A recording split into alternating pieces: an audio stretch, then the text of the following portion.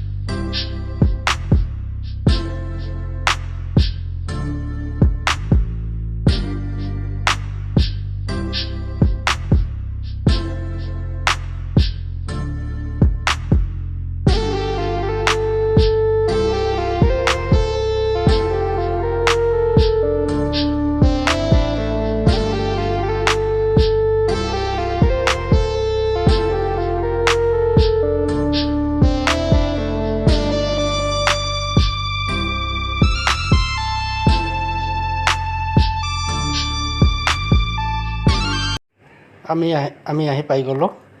আপোনালোকে দেখুৱাম ঠাইখন। এয়া চাওক, ব্ৰিজৰ কাম চলি আছে। ইয়াৰ লগত আছে সুনুদা, আমাৰ দাদা লগত আছে। দিনে ৰাতিয়ে কাম চলি আছে ইয়াৰ।